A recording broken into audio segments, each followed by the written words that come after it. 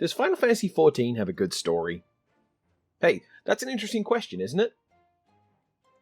It was a big deal when major WoW content creators shifted over to doing Final Fantasy XIV content, and it was a major event when World of Warcraft subscriber numbers, apparently, dipped below Final Fantasy XIV subscriber numbers, apparently.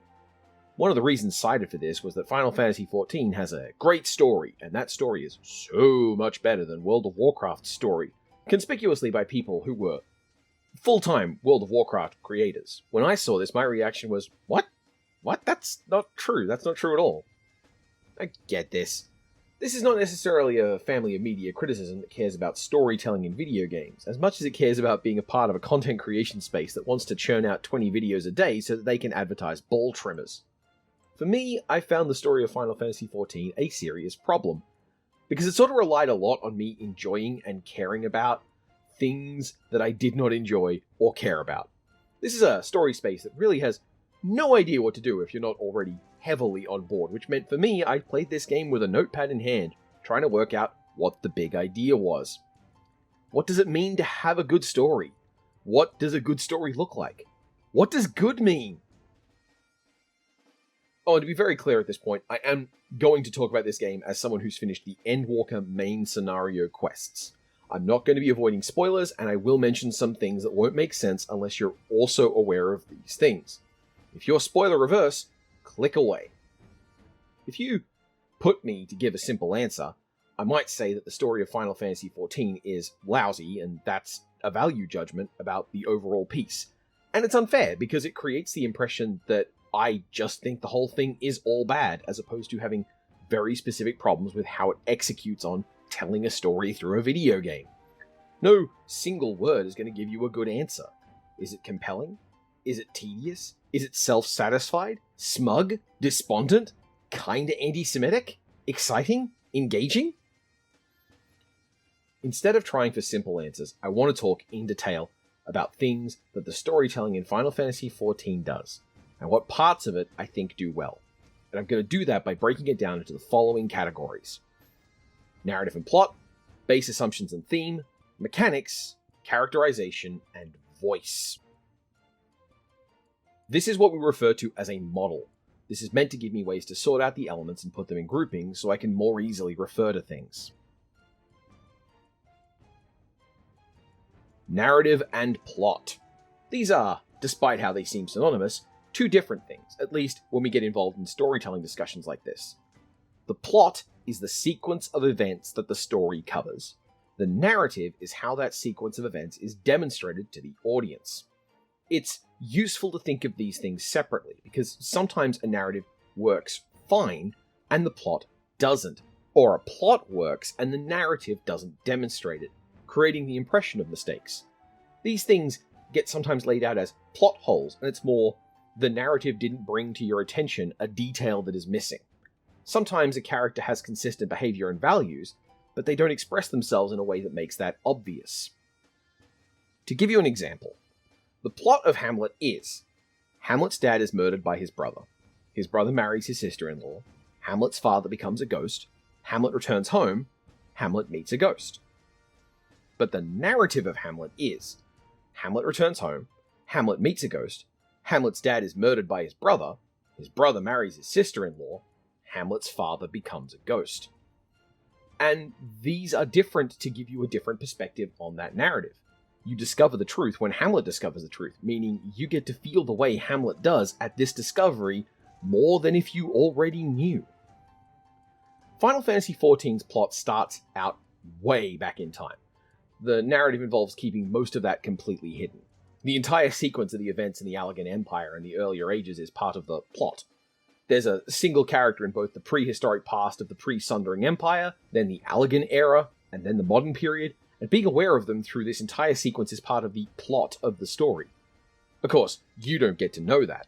The narrative introduces you to them near the very end of their story, and the rest is flashback and retroaction where it goes, hey, this character and this character and this character are all the same guy. Boom! Mind blown! When you try and look at the plot of Final Fantasy XIV then, you just get too many goddamn things.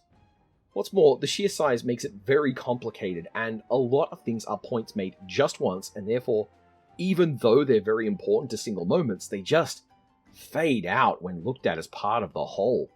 When you try to look at the plot from the prehistory to the now, the two predominant messages seem to be everything was better and more powerful in the lost past, which we lost because we failed. Isn't it great that Square Enix, the company that made all the Final Fantasy games, is around? Rather than treat it as one single whole, I'm instead going to examine the narrative split up into its 5 major arcs. A Realm Reborn, Heavensward, Stormblood, Shadowbringer, and Walker. But even that's not true, because it's really more like A Realm Reborn, the filler paste afterwards. Heavensward, the filler paste afterwards. Stormblood, the filler paste afterwards. Shadowbringer, the filler paste afterwards. Endwalker. Playing through this after the fact means that the plot has this odd herky-jerky bit where you get a big event, you roll the credits, then you've got to do like half a dozen things that are often introduced, then ditched, as a sort of, we'll sort that out after the main scenario quest, but before the next expansion junk drawer. Here are some plot arcs and events that happen entirely within these Interregna. Moan Breda is introduced and dies. Thornmarch, Leviathan, Ramu, Sylph, and Midgar Samara are all fought in quick succession. The Crystal Braves are conceived of, failed, betray you, and collapse. Minfilia gets kidnapped just after she just got kidnapped. Minfilia gets written out in a rocks fall, everyone dies moment. The Nidhogg battle. Minfilia getting written out again, the rare double Poochie, which they upgrade into a triple Poochie in Shadowbringers. Shinryu and Omega being summoned. Papalimo dying. Ida revealing she was dead all along, oops. Tsukiyomi revealing that tempering isn't permanent. Defeating Xenos again. Elidibus's introduction and death. And fighting Bahamut. This isn't an inherent evil. After all, you want stuff to do between the major expansions, and some of these are following through on things that were introduced in the expansions. But some of these things are very much just the story spinning its wheels, and it means that some important major things happen in this tiny abridged period of time, and some plot points get repeated, like Minfilia being kidnapped almost immediately after being kidnapped. That's how we talk about the sequence of events in the story. In both cases, I think that any examination of Final Fantasy XIV as one long story is really unflattering. Instead, I want to look at the impression I got from each of the sections of the story, through the idea of their base assumptions and theme. Base assumptions and theme. These refer to the sort of fundamental ideas that a story cares about, things it doesn't need to tell you because they're not even thinking about it. Just as an example, if a story has a group of heroes and they're all men, and there's no women anywhere in the story, that's probably not intentional, it's just the author's base assumptions about what a hero is. Similarly, the theme of a story is a term we use to point to when a story repeatedly uses an idea or references an idea that makes the logic of the story work. You can sometimes think of these as trends, or if you're not familiar with looking at work in a thematic way, you might imagine these as fan theory fodder. Some of the base assumptions in Final Fantasy XIV are a bit unpleasant to me. The story just kind of puts them out there, and they're not really contested by anything. There are more than a few times when the story takes a break to make a point about how no matter how good an idea may seem, it has to be beholden to neoliberal capitalism. That's a bummer. Like, the Copperbell Mines is you putting down a slave uprising. The world we live in is a degenerated one. All the best stuff and most impressive stuff has already been done. In even the recent past, there were great and amazing things, and everything we have now is a pale shadow of that superiority. The leaders of genocidal empires are as deserving of sympathy and humanity as the people that they are genociding, perhaps even more so. Kings and religious leaderships are both probably fine, because you just make sure you have good kings and good religious leaders. Thematically, on the other hand, man, this story does do a lot of stuff I like. Friendship is important and powerful, and we are always stronger when we stand together, even if we do not stand close. There are some problems that really do need to be addressed with violence, like doom weapons and fascist empires. The overwhelming despair of existence can best be addressed by finding the right person and giving them a hug. When you lose someone, that doesn't mean they're gone. Memories of them are going to carry with you as long as you remember them. It is absolutely cool and sick to throw off the shackles of an oppressor, and wibbling about whether or not it's good optics sucks. There's an unfortunate undercurrent of some, let's say, anti-Semitic material. Emmett Selk is an emperor whose empire is explicitly trying to exterminate a minority religious practice. Rather than focus on a long-form narrative, focusing on, say, a kobold for an entire expansion, talking about how it is to endure and survive despite this attempted extermination, We spend an expansion where Emmett Selk is our weirdo buddy. Emmett Selk also engages in manipulation of children in the womb, and makes a half-angel child while getting people to engage in a mass eating of a foodstuff that's kind of cannibal-y. When I first talked about these problems, I was about a third of the way through Endwalker, and I mentioned it to a friend that it kind of sucked that we were spending so much of our time hanging out with Ponzi Hitler, and then we were going to go back in time to see him when he was young and hot and grappling with his artistic career. They said that was kind of unfair, and then the next zone I unlocked was Ultima Thule, which is just an all-purpose conspiracist woo-lord word, but there's also something that has a Nazi ideology entry on its Wikipedia page, because they believe that's where the Aryan race comes from. I'm not saying this is done because Final Fantasy XIV is an anti-Semitic work. I just think it's thoughtless about it. It's the same way someone who doesn't know what they're talking about may think that blood libel or shekels are just generic terms for people being mean to me on Twitter and money. Using this consideration, the theme and base assumptions of each work, the story they want to tell, where I can see what they were aiming at and what I found that I liked, runs something like this. A Realm Reborn. Hi, and welcome to the world of Final Fantasy XIV. You remember all those things from games you liked? We have all of those. We've got a Cid, we've got Magitech, check out this great music and all the chocobos and the bosses from Final Fantasy 1 and 2. Check out this bunch of NPCs. Do you like them? Great, they're definitely all important and we have plans for every one of them. Please stem the bleeding from the first version of this game. Heavensward. The church is bad because it won't let you fuck dragons. Also, what does forgiveness look like for the Eternal? Is there such a thing as intergenerational sin? And if it exists, can we be expected to understand it? There's some fuss about how Heavensward and A Realm Reborn are free, and yeah, that makes sense, because imagine trying to make people pay for it. Stormblood. Big complicated things like wars and rebellions can be understood as the actions of a small number of people who may or may not be making sensible decisions to them at any given point in time. Stormblood is a bit of a mess. It's kind of two half expansions jammed together and they kind of fit together, but only in a very general way. Shadowbringers. Climate change is real and bad, and it is coming for us. There will come a time where we long for people who will bring cold and dark in a time when light and heat burn. There is no sin in doing, only sin in extremes. Isolationist policies will give you nowhere to hide but your own head, and you're probably not prepared to do that. Endwalker.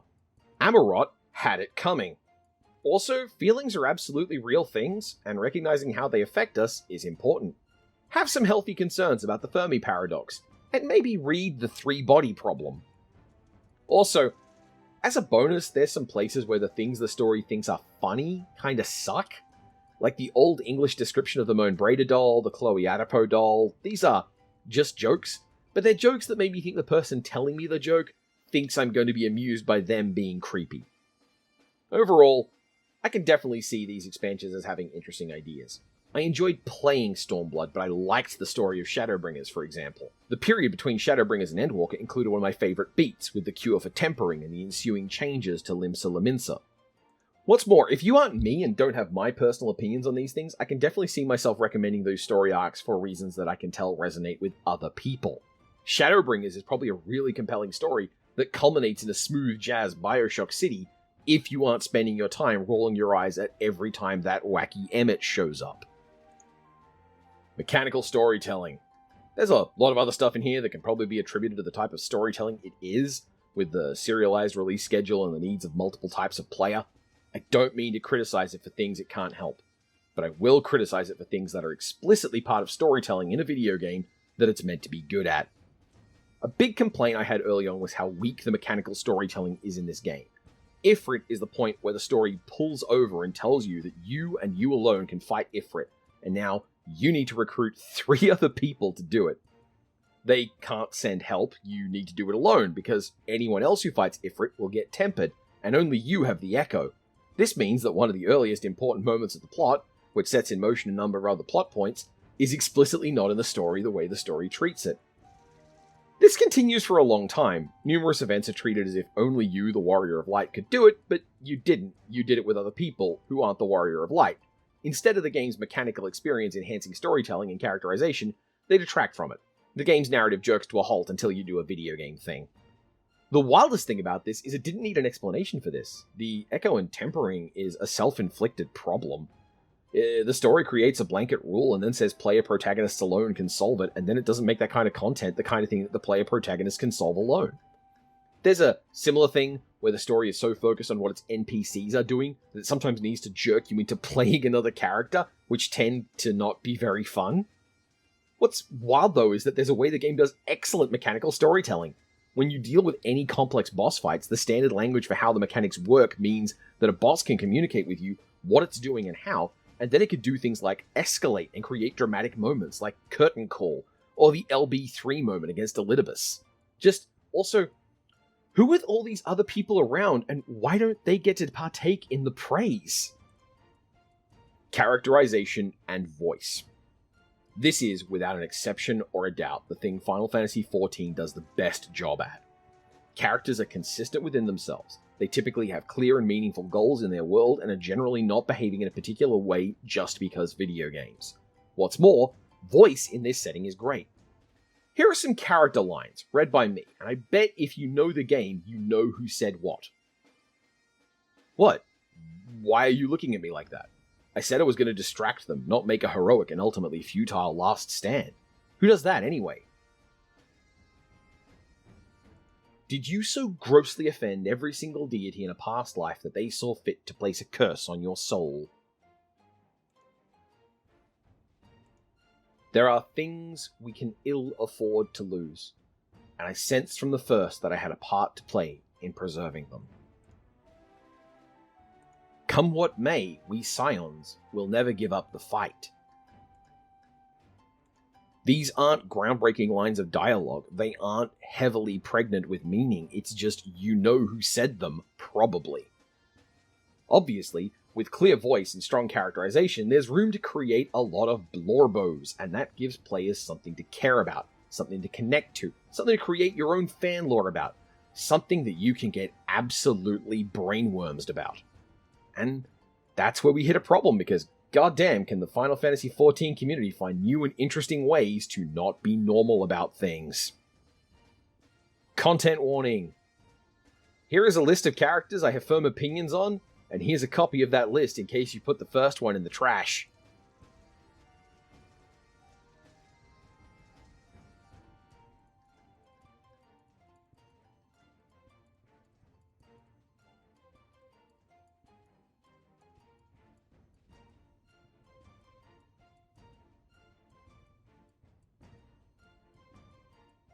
Fordola has a really cool point about how the people you hurt are the ones who have to forgive you, and if they don't, you don't get to make them. She wants to do good, now, and she was doing good as best she could, but she's also aware that she did do the wrong thing, and now she can only make good through generous hearts and soft memories. Riki Tio and Chloe Adipo are both very good characters in that I want to make the world better for you to grow up in way. They're not cloying, and they're both written in ways I find very funny. Alphanar and Alice irritated the living hell out of me until we did the Don Meg Trust, where the game used its mechanics to show me how those two characters approach the world and treat each other. Then I got to talk to Stinky with some actual choices on how to express myself. It was charming, and it seriously made me pivot on those characters hard. I'm now very fond of both of them. Thancred is kind of convinced he's more charming and interesting than he actually is. I feel like he's also very thin and coasting on what players imagine he's about because he's otherwise very generic, and trust me, I know generic, I've been making Thancreds for years. Urianger is one of the weaker points of writing because he feels the most like a character who's been written a particular way. Urianger doesn't know plans ahead of time because the writers don't, but they treat him like he does, and he can just say after the fact, ah, yes, like a GM hack trying to pretend the player's own idea was theirs all along. The result is a character who talks about being good at being sneaky and duplicitous, who has all the subtlety of thrown cheese. He's Kingdom Hearts, but as a dude. Minfilia is like a writer's exercise of a character. She is a quest vending machine. She is the definition of a sexy lamp. People hating on Minfilia shocks me just because there's so little there to dislike. Her writing does tend towards her being a rude asshole by calling you back to the Waking Sands to update her on events, then immediately interrupting you before you tell her things to tell you she already knows and to send you off. But she's so thinly written That doesn't feel like Minfilia is an asshole. It feels like this writer isn't paying attention to their own script. I feel very bad for her, and I keep thinking of how you could do only a little bit more to give her a much better story. The utter incompetence of how she's written make her a real top-tier blorbo. Xenis E. Galvus is the most tedious damn thing in the game, starting with 2 unwinnable boss fights that you have to lose the right way, which is annoying and slow. You then go on to beat this guy 5 times, which is 4 times more than is necessary, and a lot more than any of my characters would have put up with given the opportunity to act. There's nothing interesting to him, just a sort of pushy incel stalker who's also a genocidal monster and never asks for forgiveness. If you look at this and think, a bit of a fixer-upper, I have to assume you think he is really hot. And really? You could do better. I don't know you, but I believe in you. Emmett Selk is Hitler as a ghost vampire? He sucks. At no point in any of his story do I remember him apologizing for anything he did, so why are you forgiving him? I'm most offended that after killing him, he has the disgusting lack of decorum to not stay dead for not 1, but 2 guest appearances. If he wasn't a mega-genocider, baby warper, and Graha hurter, he'd still be a walking sneer that's trying to not die of aloofness, and I am just not interested in putting up with this guy's nonsense. I mean, at least Zelos was funny. Papa Limo is meant to have a sort of paternal dynamic with Ida, but I couldn't get past the fact that he's a dude who follows around a girl, and every time she opens her mouth to ask a question or try to be helpful, he keeps insulting her? I wouldn't put up with someone doing that in a dungeon. Why am I doing that in a story? When he died, I cheered. Graha Tia is a character who went through a similar arc to me as Alphinaud. At first, he felt like a raid NPC, introduced to be a tour guide on that ride and bounce when they were done. Then in Shadowbringers, he comes back and you get to grant his wish to go on an adventure with you, and that's really sweet. There's a whole story here about what it's like to live with a long-term medical condition, but tragically, and with the question of continuity of life. And I would absolutely go on an adventure with my friends to make their medical problems not problems. Sardu is great.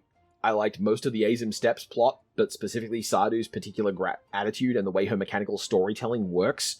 Like, you think you're beating her down, then the layers of buffs pop off, and she's suddenly up and beating you down again, regaining stacks and showing she's even more ferocious than you thought. I'm pretty confident Fandaniel would be big into NFTs.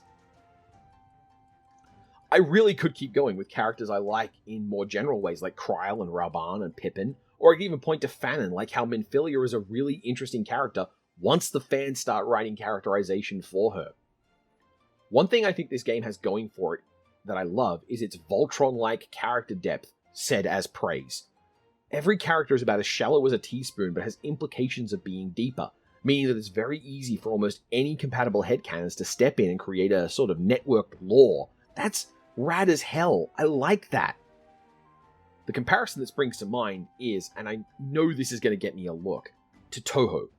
The bulk of Final Fantasy XIV, for all of its high production value and its visually impressive storytelling and voice acting, is a lot more like a Touhou game where once you play the story, you go talk to your friends and you come up with a component of the story yourself.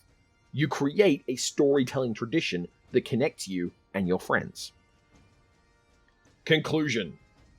There is a comforting forgetfulness about long-form media like this. When you watch a television series that spans 100 hours, you are going to slowly forget all of the moments and instead start to see them as these lines of narrative. The most recent stuff replaces the older weak stuff, and you start to remember the first 40 hours as more of a sort of haze, as a generalized weak point, but gently rocked in the comforting amnesia of ice skating along in the post-endgame experience of durdling around. When you've trekked across the mountain range that goes up and down through the clouds, you may take a moment at the top of your final point to turn around and look back at where you've been. You can see these bright shining peaks and remember those moments, and when you do that, you sort of stop thinking about the whole of the journey. It becomes just its highlights. It becomes its best moments strung together for you. And I don't want to take that away from you. If you, at the end of the story of Final Fantasy XIV, look back and see characters you love, on a path you enjoyed, and think to yourself, what a great story, then nothing I can say is going to hurt that, nor would I want it to. And that's good, right? Just in the same way you wouldn't look at me and see the way I see this story, the things I remember and the highlights that stand out to me and think, well, I gotta prove him wrong. I like this game. I like the space it gives me. I like the movie-style plots my characters can get caught up in, the kinds of adventures that frame the experiences I can make in that world. I love the experience of the dungeons and pushing the numbers I can do. I really enjoy getting Grand Company seals and popping open random boxes to see what kind of goofy, fun thing I get. I laugh as I imagine what my characters might say to a dialogue prompt and try to find a friend who I can share that story with. The raiding experience is a great big bouncing castle of fighting, and that's heaps of fun. But liking it does involve standing next to the ways the storytelling in this game sucks. The ways that parts of this game aren't just not the best, but seem to me to be the kinds of things you can only do if you want to do them, or don't know they can be done better. And we know they can be done better. A long time ago, a friend compared Final Fantasy XIV to a theme park. MMOs could be entirely about freedom, giving you a non-directed space to do whatever you want in. Think Minecraft and EVE Online, where all the stuff you do is directly related to player impetus, and there isn't a tailored media in the world. Then the counterpoint was theme park games, where you walked around a big tailored area, found a tailored experience, and got on the ride and saw what that ride was all about. I love going on the rides here. I love having fun in the big combat encounters, and I love imagining a story about my cool character with my friends' cool characters, and what it means when they fight a Rathalos. When the game is charming or funny or sweet, it's really good at that, and I really like it. The game excels at voice and characterization, so even the characters you don't like are consistent. They do the things you'd expect them to do. But the story, viewed as a story, is full of choices that I think could be done differently and would make me like them better. They could choose not to invoke Nazi stuff. They could choose to focus on coming up with ideas for what women could do, rather than about the way a genocidal emperor feels. They could choose to think about a world getting better, rather than a world crushed under a history that can never be surpassed. And now, at the end, I hope it makes sense when you ask me, do you think Final Fantasy XIV has a good story? And I say, I don't understand the question.